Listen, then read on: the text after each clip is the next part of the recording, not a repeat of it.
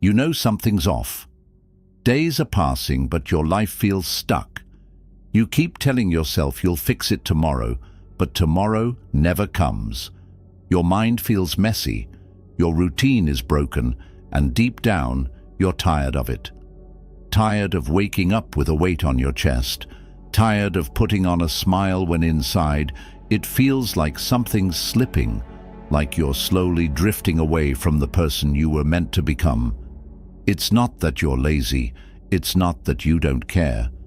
It's that somewhere along the way, clarity got buried beneath chaos.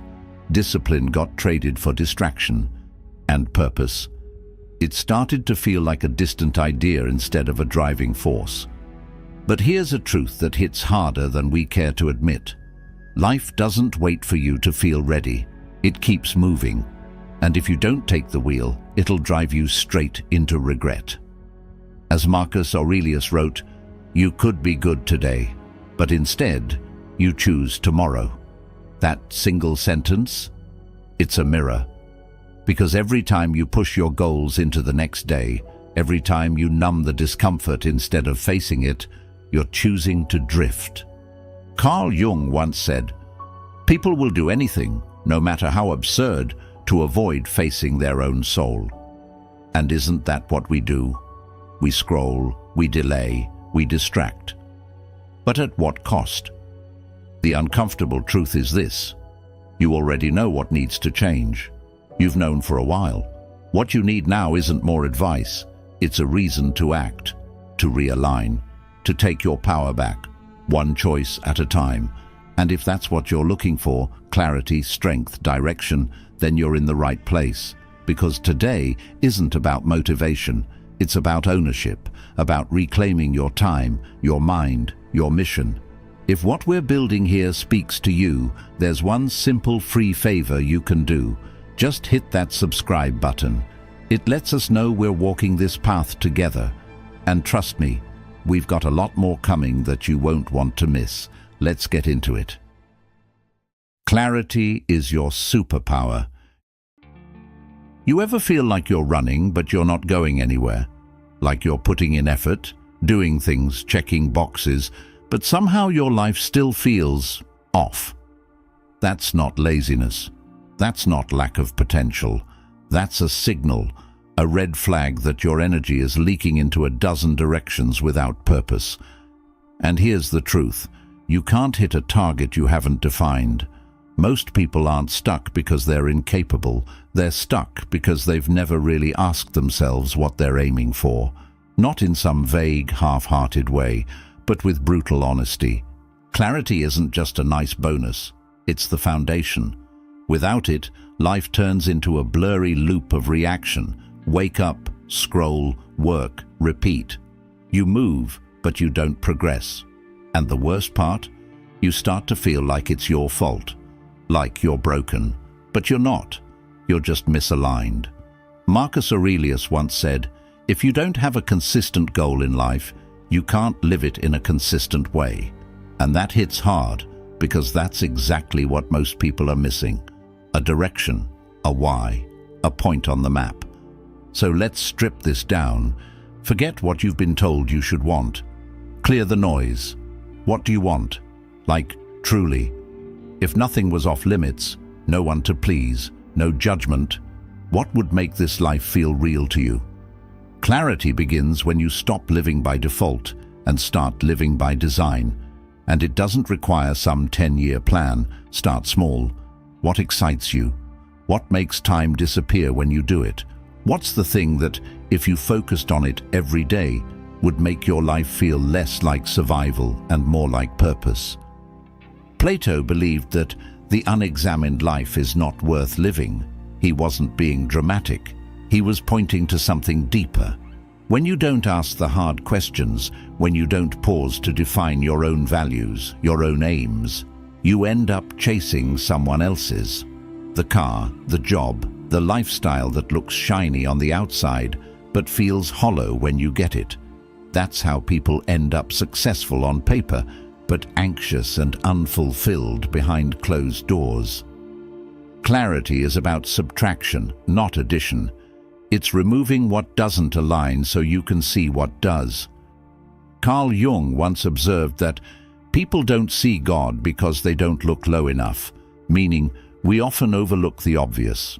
We search for clarity in the big, flashy answers when it's actually hiding in the quiet things we ignore. That discomfort you feel when you're around certain people. Clarity, that recurring dream you've had since you were a kid. Clarity, that sense of dread on Sunday night. That is also clarity. And once you start seeing it, your brain shifts. What used to feel overwhelming starts to organize itself.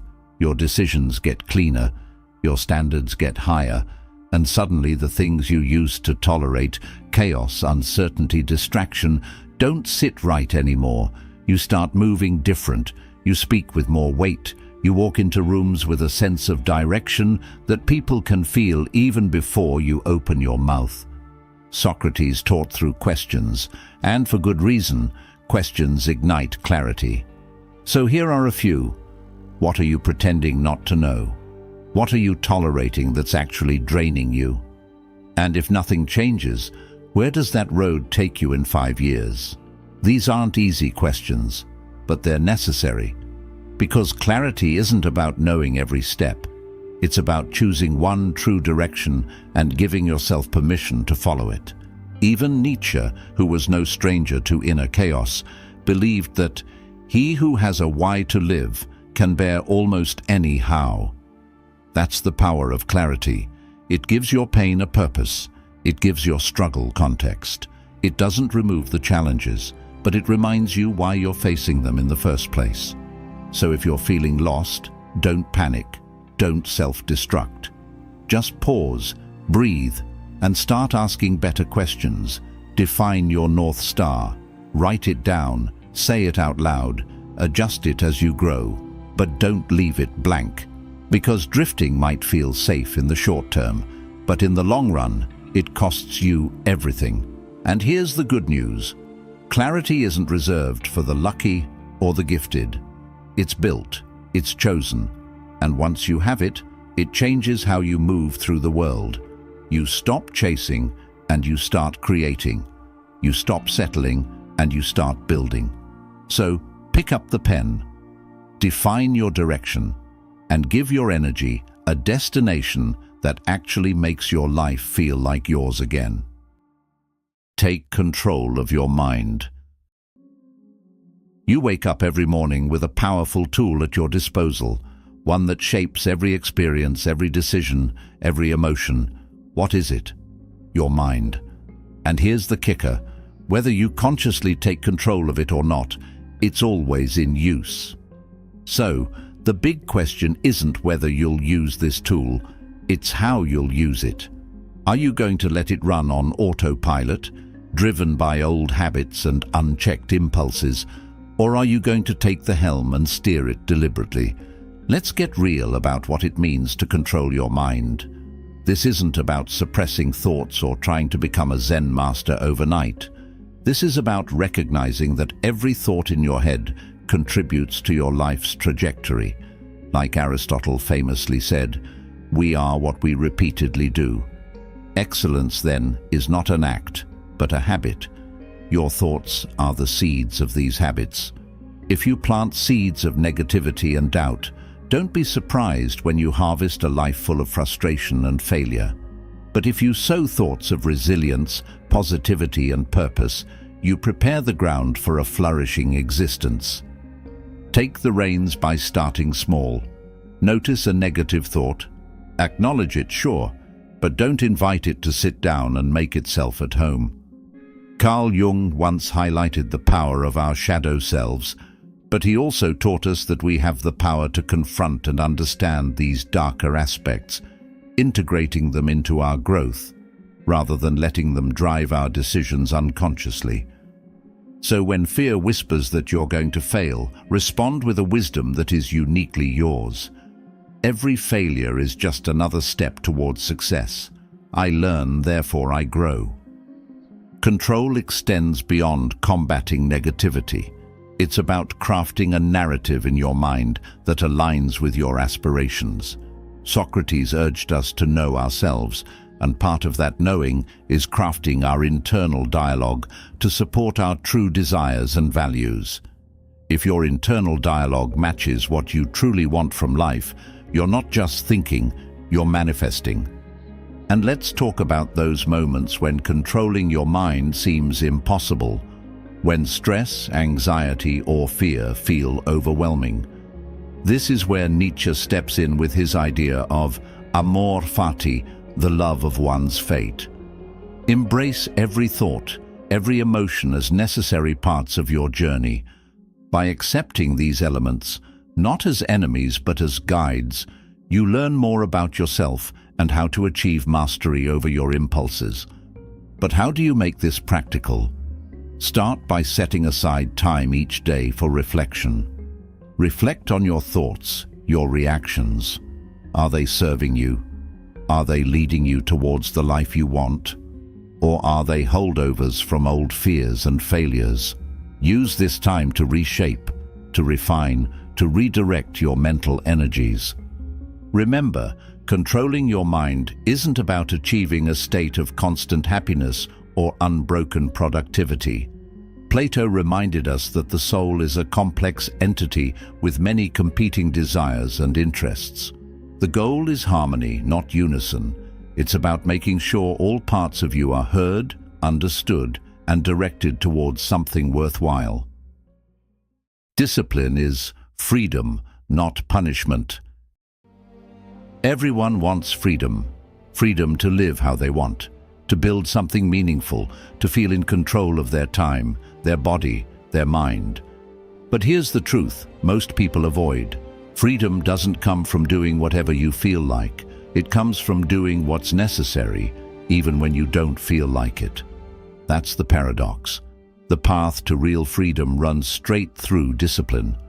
Not the kind that punishes, restricts, or drains the joy out of life, but the kind that sharpens you, anchors you, and earns your future one decision at a time. But somewhere along the line, we got it twisted. Discipline got lumped in with guilt, shame, and rigidity. People started associating it with rules, self-denial, and burnout. But it's not about control for control's sake. It's about choosing long-term alignment over short-term relief.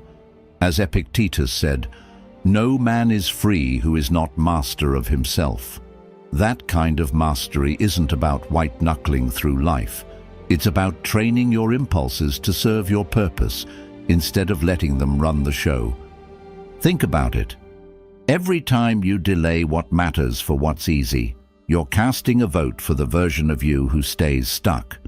But every time you show up anyway, especially when it's hard, you're building something deeper than results. You're building identity. You're telling yourself, "I'm the kind of person who follows through." And over time, that voice becomes louder than excuses. That belief becomes stronger than resistance. Aristotle wasn't wrong when he said, "Through discipline comes freedom." He understood that excellence wasn't a fluke. It was a habit, born from repeated effort and intention. That's what discipline gives you. It takes the guesswork out of progress. You don't have to wait for inspiration to strike or for the stars to align. You just do the work, day in, day out. And the beauty is, the more you do it, the easier it becomes, not because life gets easier, but because you get stronger. Carl Jung talked about the concept of individuation, the process of becoming whole, and a huge part of that journey is learning to integrate the parts of yourself that want comfort and chaos with the parts that crave growth and stability. Discipline is the bridge. It's how you turn potential into action. It's how you stop being at war with yourself, when you start doing the hard things, not out of punishment, but out of purpose. You become congruent, you become aligned, and that's when life really starts to feel right. But let's keep it grounded. You don't need to overhaul your entire life to start. You don't need a 5 a.m. routine or a 90-day productivity sprint. You just need one thing, one action you've been avoiding, one uncomfortable choice that would move the needle. Do it, today. Not perfectly, Not dramatically, just do it. Because the second you follow through, despite resistance, you start rebuilding self-trust. And that, more than any hack or habit, is the engine of personal power. Nietzsche wrote, "He who cannot obey himself will be commanded." Meaning, if you don't lead yourself, something else, fear, distraction, impulse, will do it for you. That's why discipline isn't some dry mechanical system. It's a spiritual practice, a way of becoming your own authority, a way of proving moment by moment that your life belongs to you. The Stoics would remind us that our job is not to seek an easy life, but a meaningful one. And that meaning, it's found in showing up, in doing the difficult thing, not because it's fun, but because it's right. Because it shapes you into someone who can be trusted, with responsibility, with success, with the kind of life most people only dream about. So no, discipline isn't punishment, it's power. Quiet, daily, undeniable power. And it's waiting for you every time you choose action over avoidance. Every time you say yes to the hard thing. Every time you honor your future over your feelings. That's not restriction. That's liberation. That's the real you rising. Focus is your secret weapon. You ever feel like your brain's got 20 browser tabs open at once? Like you're trying to do everything, be everywhere, keep everyone happy, and somehow nothing gets done the way you want it to? That's not a failure of effort. That's a failure of focus. And it's more common than you think. We live in a world that glorifies multitasking, that applauds being busy as if it's a badge of honor. But busyness without focus, it's just noise. Movement without direction. Effort without impact. Focus, on the other hand, is quiet. It doesn't yell for attention, it just produces results. It's the difference between heat and fire. A scattered beam warms, a concentrated beam burns through steel. When you decide to concentrate your attention, really lock in on one goal, one project, one direction, you're no longer just working, you're building. You're cutting through the clutter and saying, "This is what matters right now." The Stoics understood this well. Marcus Aurelius wrote, "If you are distressed by anything external, the pain is not due to the thing itself, but to your estimate of it. And this you have the power to revoke at any moment." Focus is exactly that power. It's the ability to tune out what doesn't matter and zero in on what does. And not just for 5 minutes before another notification hits, but for long enough to actually make progress. Let's be real, it's hard, especially now when every app, every ping, every scroll is fighting for a slice of your attention. That's why focus isn't just a skill, it's a rebellion. It's saying, "No, I won't be pulled in every direction. I choose where my energy goes." And that choice, that's where freedom lives. Because when you protect your attention, you start to own your life. Carl Jung once noted that your vision will become clear only when you can look into your own heart. Who looks outside dreams, who looks inside awakes. That awakening happens through focus, through the conscious act of turning inward, figuring out what truly matters to you, and then giving it your full, undivided attention. Now here's where most people trip. They try to do everything all at once. But true mastery doesn't come from dabbling. It comes from depth. Aristotle put it plainly, the energy of the mind is the essence of life.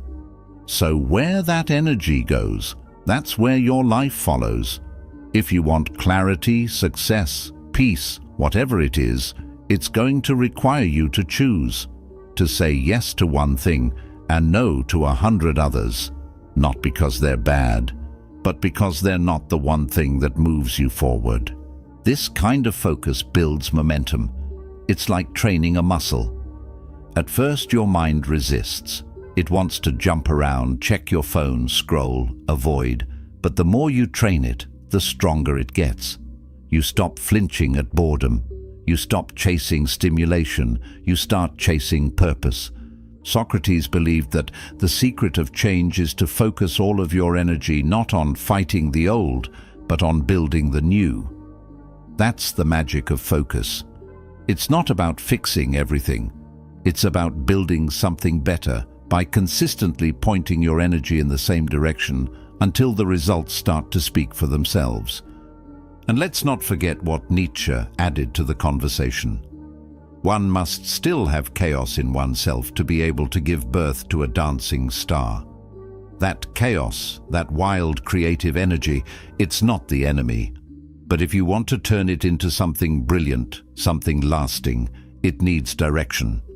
And direction only comes through focus. So, here's your challenge. What's the one thing that deserves your full attention right now?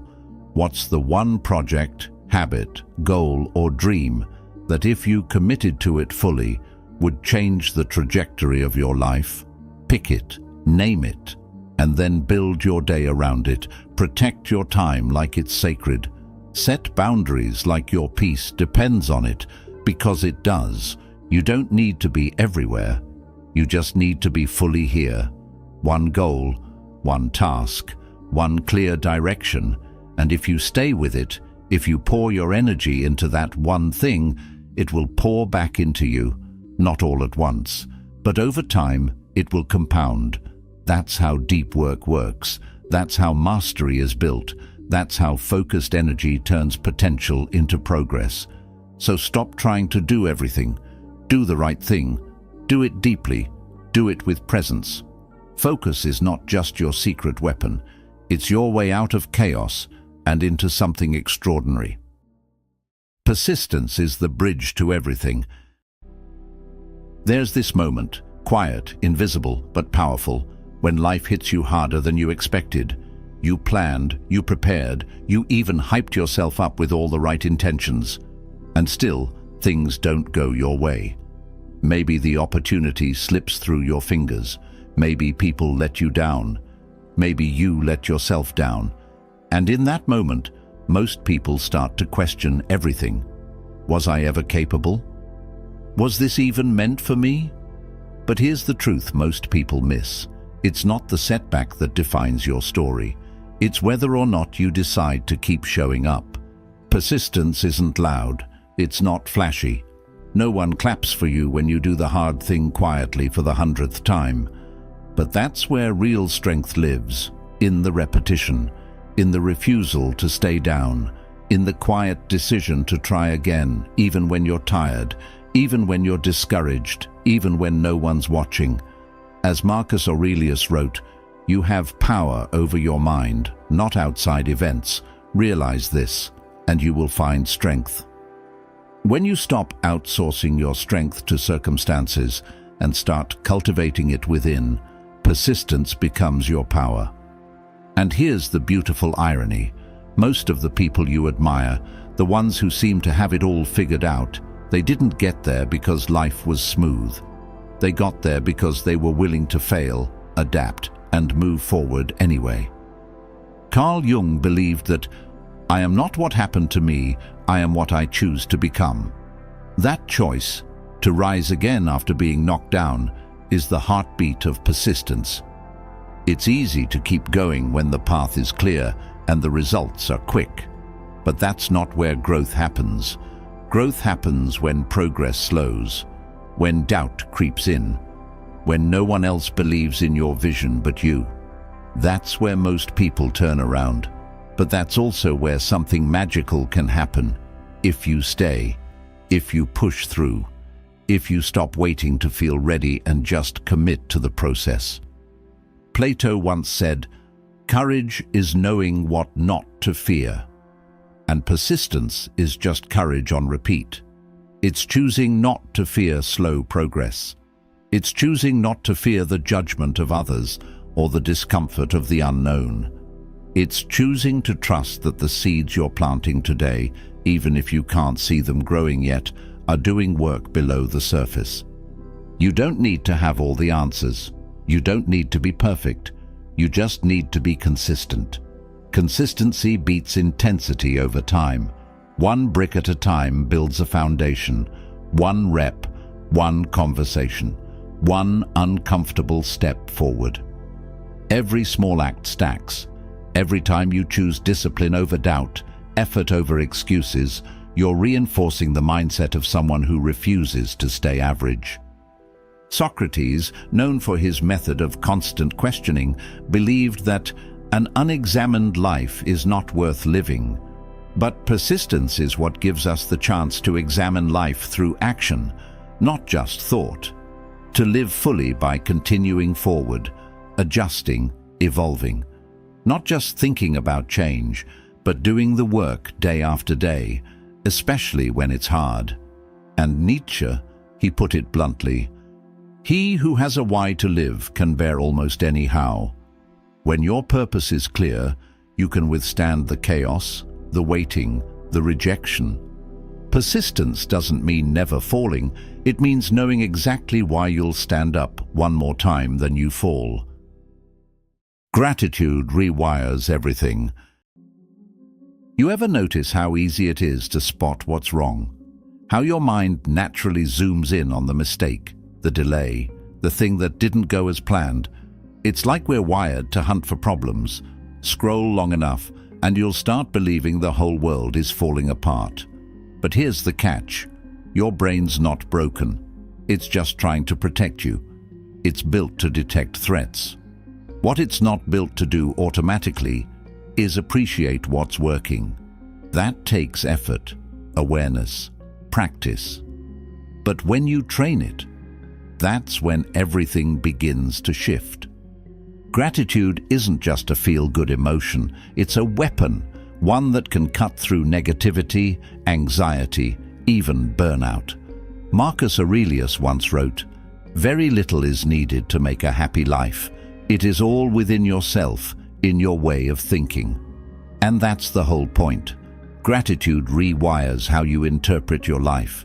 It doesn't erase your struggles. It reframes them. It changes the lens through which you see the exact same situation. Carl Jung understood this dynamic deeply. He said, "Until you make the unconscious conscious, it will direct your life and you will call it fate." Practicing real gratitude, the kind where you stop and actually feel the weight of what you do have, makes the unconscious conscious. It interrupts autopilot mode. It helps you realize that maybe, just maybe, you're more blessed than burdened. That even in the middle of uncertainty, there are things in your life pointing you forward. But let's be clear, this isn't about blind positivity or pretending everything's fine when it's not.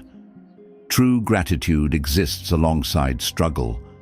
It sees the storm and still says, "There's something here for me." Nietzsche, as intense as he was, knew this too. What does not kill me makes me stronger. And gratitude is how you find strength in what doesn't kill you.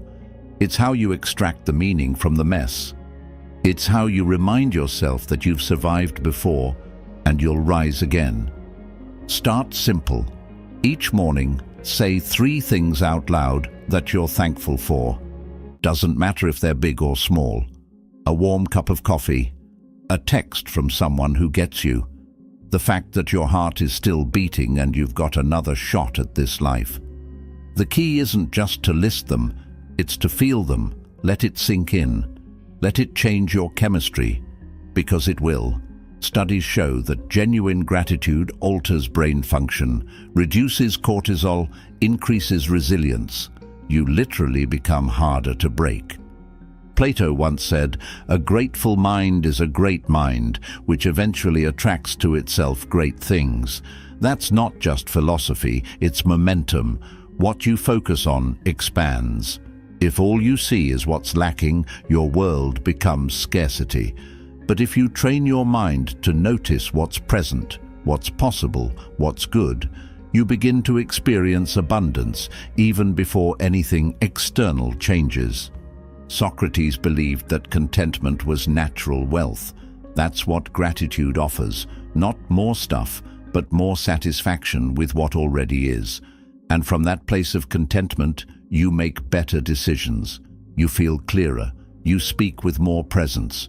You show up with a different energy, one that attracts opportunity, one that magnetizes peace, one that doesn't need to grasp or hustle just to feel okay. And here's the wild part. The more grateful you are, the more reasons you find to stay grateful. It compounds. It changes how you talk to people, how you respond to setbacks, how you treat yourself.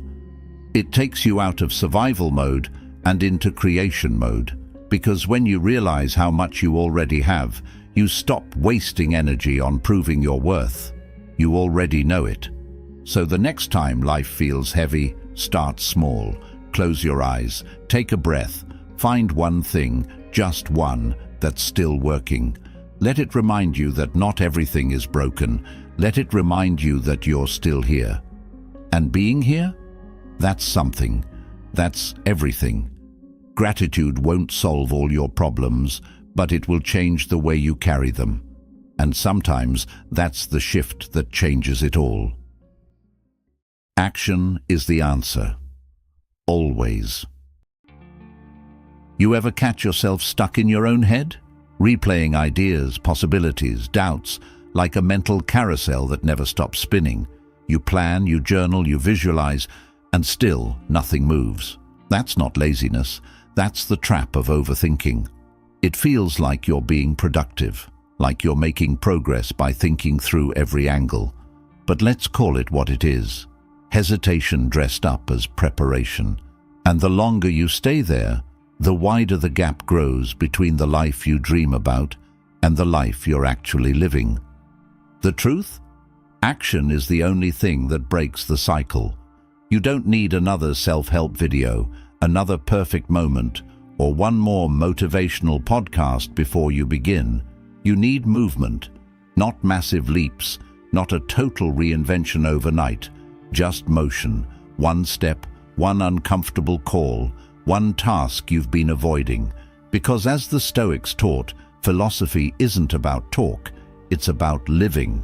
Marcus Aurelius said, "Waste no more time arguing what a good man should be one." That's not a suggestion, it's a wake-up call. Enough thinking, enough waiting. Be the thing you say you want to be. Clarity doesn't come before the action, it comes because of it. That's where most people get it wrong. They sit still, hoping the perfect path will reveal itself in a flash of insight. But the mind works differently. Carl Jung noted, "You are what you do, not what you say you'll do." Identity isn't built in your head. It's built through the actions you take consistently. The path unfolds only after you start walking. So why don't we move? Fear of failure, fear of judgment, fear of getting it wrong. But what if failure wasn't a dead end, but a doorway? Nietzsche wrote, "No one can construct for you the bridge upon which precisely you must cross the stream of life."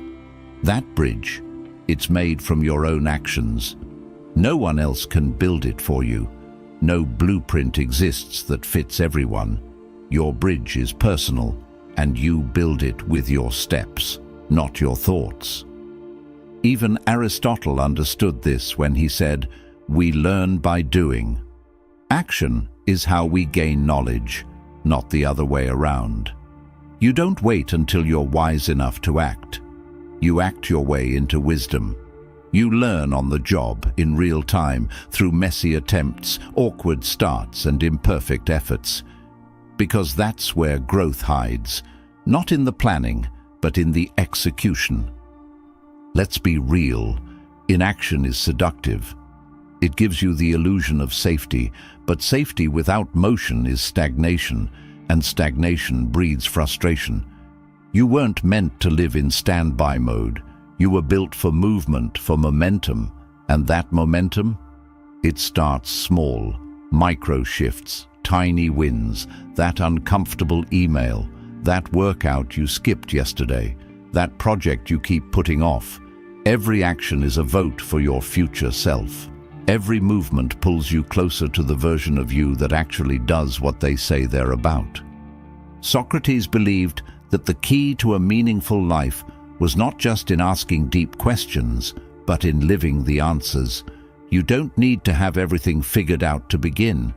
You just need to decide that later isn't a strategy anymore, that waiting for perfect is just a fancy way to stay stuck. The gap between where you are and where you want to be, it's not filled with more thinking. It's filled with actions you haven't taken yet. So ask yourself, what's one thing I can do right now that brings me closer to who I want to become? Not a big thing, not a life-altering decision, just something small and immediate. Something that proves to your brain, we don't just talk about change here, we build it. One uncomfortable, imperfect, courageous action at a time. Don't overcomplicate it. Just start. Because when you move, your doubts get quieter. Your confidence grows. The world begins to respond, and you realize that everything you were waiting for, it was actually waiting for you. You become who you train yourself to be. Ever notice how the smallest things seem to shape your entire day? You hit snooze once, then twice, and suddenly the whole morning feels rushed. You say, I'll just check my phone real quick, and before you know it, 45 minutes are gone. It's not that your life gets thrown off by huge, dramatic events. It's the little choices, made over and over again, that build the life you wake up to. Whether you realize it or not, every action you take is casting a vote, not for what you want, but for who you're becoming. And that's not just philosophy, that's practical, measurable truth. You're not sculpted in big breakthroughs, you're built in the quiet, repetitive, unglamorous routines you follow when no one's watching. Carl Jung said, "You are what you do, not what you say you'll do." That one hits hard, doesn't it? Because we all love to talk about what we're going to do, what kind of person we want to be.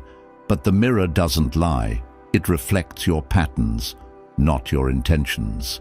So ask yourself honestly, what are you training for right now? And I don't mean in the gym, I mean in your mind, in your habits, in the way you treat people and speak to yourself. Every decision is practice. Every routine is reinforcement. You can't keep voting for chaos and expect peace. You can't keep feeding distractions and hope to grow discipline. Your future self isn't just some vague vision. It's being carved in real time by what you do today. Aristotle once said, "We are what we repeatedly do." Excellence, then, is not an act, but a habit.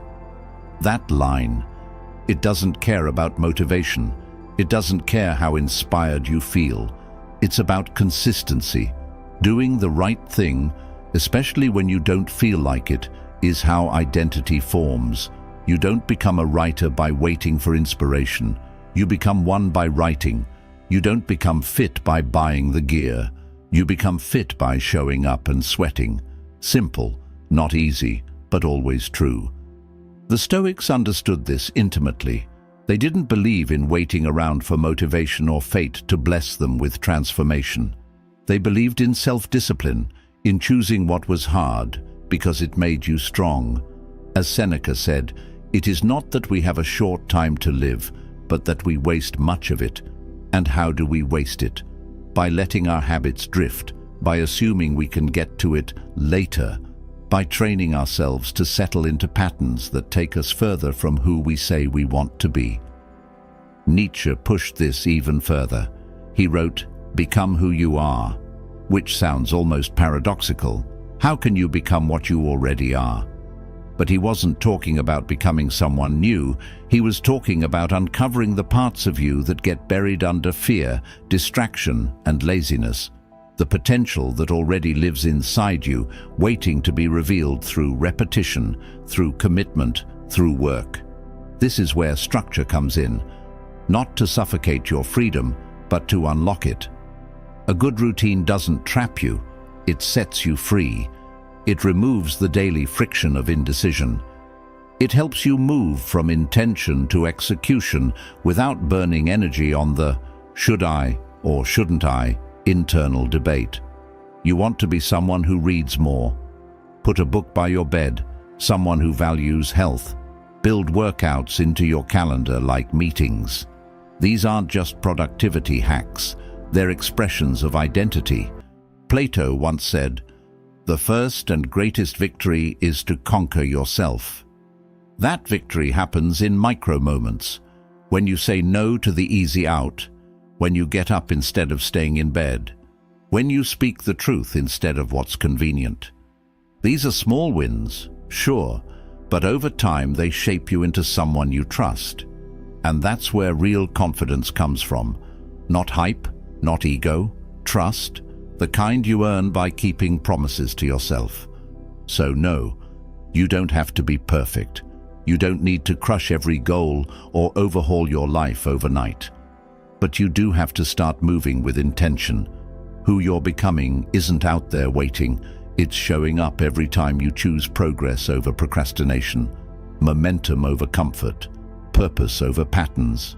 Because in the end, it's not the big declarations that shape your life. It's the small decisions, repeated daily, that whisper into your future. This is who I am. Step into your power. There's a moment somewhere between frustration and awakening when it finally hits you. No one's coming. No mentor, no miracle, no perfect timing. And that realization can feel heavy at first, a little lonely, maybe even unfair. But sit with it long enough and you'll start to feel something shift. That weight, it turns into power, because if no one's coming to save you, then you don't have to wait anymore. You don't need permission. You don't need the stars to align. You just need to decide that you're ready to begin. We spend so much time waiting for life to hand us something, opportunity, clarity, courage. But what if those things don't come before you act? What if they only arrive because you act? The Stoics would say that the obstacle is not in your way, it is the way. Marcus Aurelius put it bluntly, "The impediment to action advances action. What stands in the way becomes the way."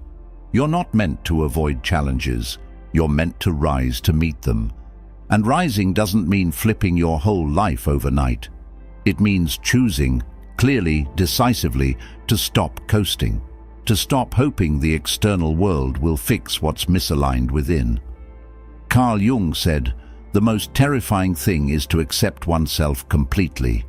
And he was right, because stepping into your power means owning every piece of who you are, the strength and the mess, the vision and the fear. No more outsourcing your destiny, no more blaming your past. It's you. It's always been you. Socrates believed that the unexamined life is not worth living. So let's examine it. Are you living on autopilot, running someone else's script, settling for a life that doesn't fit just because it's familiar? If the answer's yes, good. Awareness is the first step to taking it back. Power comes the moment you stop being passive and start being deliberate. You don't need a roadmap, you just need a direction. Pick something worth building and begin, even if it's messy, even if it's small. Nietzsche challenged us to become who you are. That's not a slogan, it's a call to war.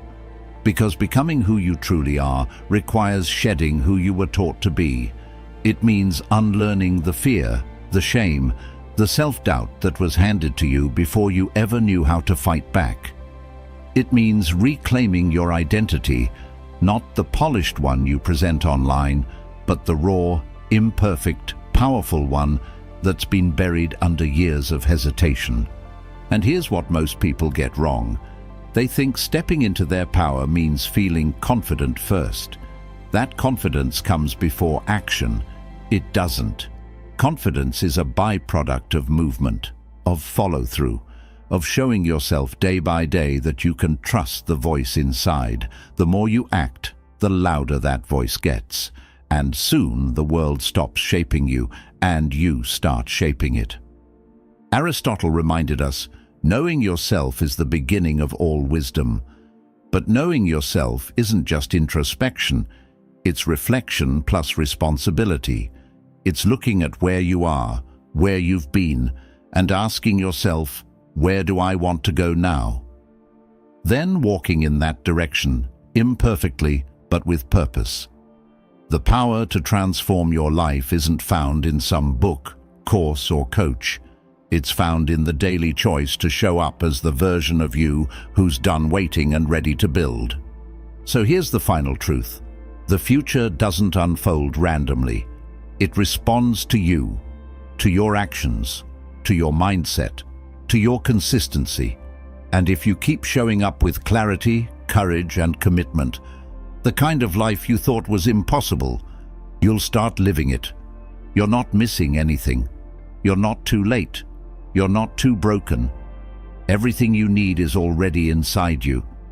It's time to stop doubting it and start using it. Step into your power, not because the world is ready for you, but because you are finally ready for you. You already have what it takes. Now it's just about choosing it, again and again. One step, one action, one day at a time. Your next chapter begins when you decide it does. Check out one of the suggested videos on the screen to keep that momentum alive, and thanks for being a part of Stoic Journal. See you in the next one.